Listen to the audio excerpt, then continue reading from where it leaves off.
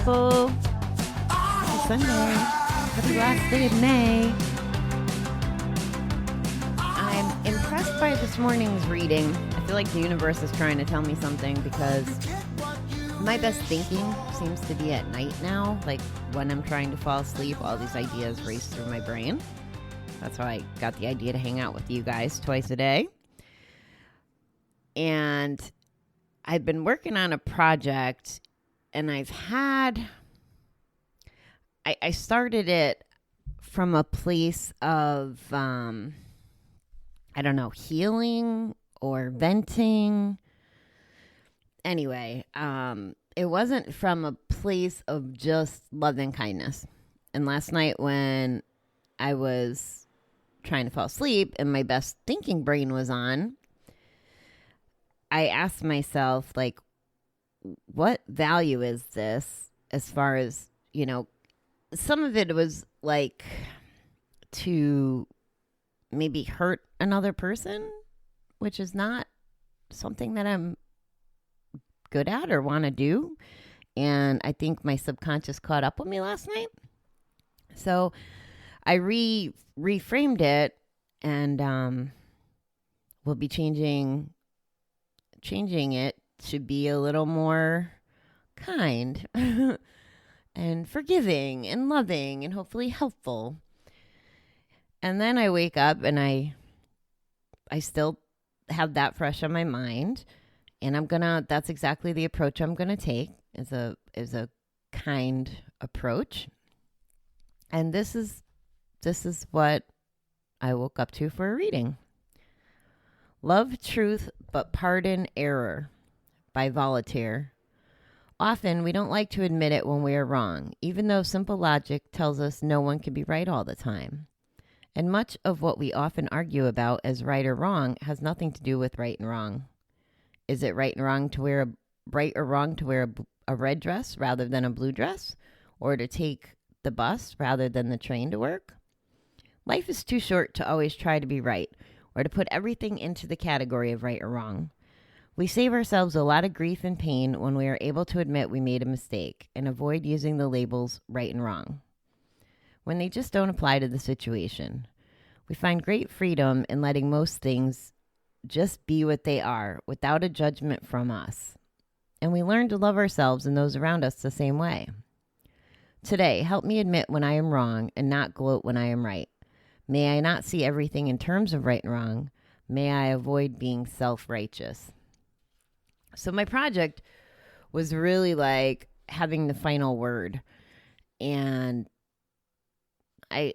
after reading this and after thinking about it last night, I'm not going to make it about having the last word. I'm going to not make it about me being right. I'm going to change the mission and the message to be helpful and factual without, my bias in there. So I like the reading for that.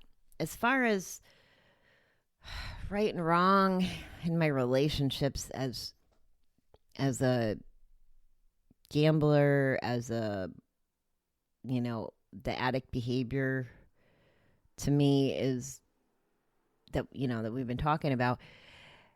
That's part of being right, is part of what I construe as addict behavior. Not being right on the surface, but like fighting to the death to make your voice be the loudest, or your opinion.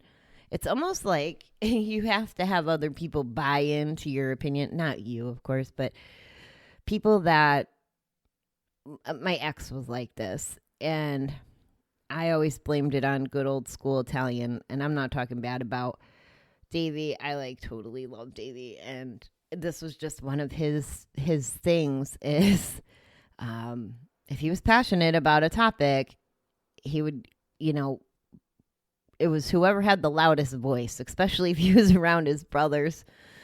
That was it. It was, I have to be right. Now, both brothers or all three brothers could have different points of view, and maybe they all had some, what's that word?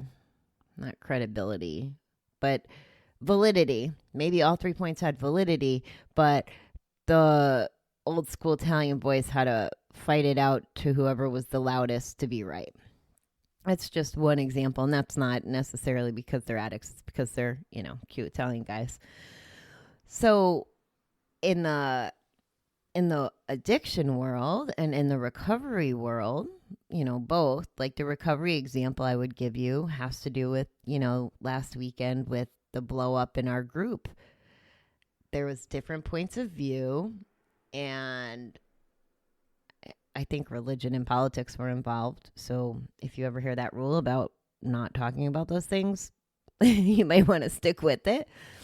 But when it went back and forth, it was about each person having their point of view. And it turned from the respectful, mindful way that we like to treat each other to the passion coming out on these topics. And it was about, in the heat of it, the people were about, proving that they were right. And nothing good came out of it. Actually, we're still suffering the consequences of that. And I'm hopeful that it'll be a learning experience and that things will get better. But as long as a couple of the folks on there continue to have conversations or disagree rudely and publicly and argue to have the last word, it may never change. I don't know what's going to become of it. There's still, half a dozen people that haven't come back. And, that was their way of not necessarily being right or wrong, but just removing themselves from the conversation. And I find I like to be right. I'll be honest. I like when my ideas work. I'm a little bit shitty in my career now, as far as I used to voice my opinions more or make suggestions or initiate things. And I'm at the point where either my ideas get ignored or I have to fight to justify them instead of being, supported or, maybe using my ideas or whatever. Now, granted, some of this, this is just my perspective. There's always bosses and there's always reasons and stuff. But when the results come out and we've done a different process than what I suggested in the beginning, and it's shown that my way would have been better, yeah, I'm a little bit of a shithead about that.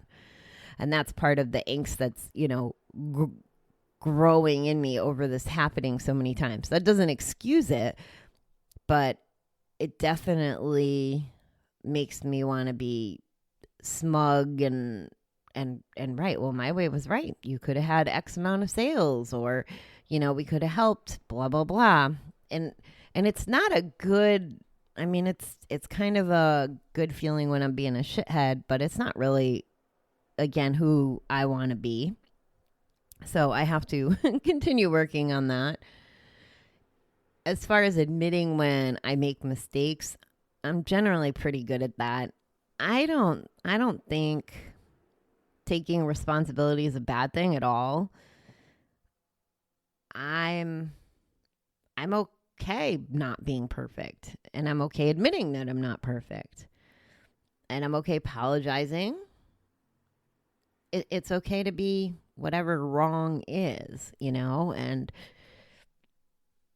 when it comes to life, relationship stuff, like this project that I'm working on, I will be right always, in the sense of these are my feelings and they're my feelings. So that makes them right because they're my feelings. But other people involved had different feelings, and they're right because those are their feelings. So it's never going to be that my way or their way is right or wrong. And at the end of the day, who decides, and why does it matter? I think the biggest question is, why does it matter?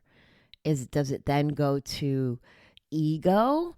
Does it what value does it solve? And if it goes to ego, well, geez, there we go. More addict behavior. When our ego is that place of grandiosity and superiority and feeding and just kind of being a jerk. That's sorry. That kind of ego reminds me of people being jerks. And maybe I'm wrong about that. And that's another thing. I've said to you guys that I was wrong about a few things as I continue to learn.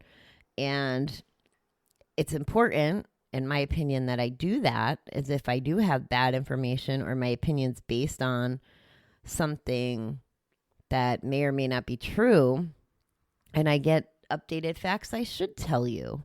It's okay. I don't think you care that I was wrong in the first place. I think you care that you get the right information. At least that's how I imagine everybody viewing it. So being wrong doesn't make us less of a person. It doesn't cause harm. I mean, unless it was, like let's say a work life and death mistake, a fireman might be, no, I can't even think of an example. I don't want to speculate or come out like offensive. There's so many things that are happening in the world right now and people are sensitive. So I I don't want to contribute to that and maybe make an example that doesn't work well. But generally, being wrong is not a matter of life and death.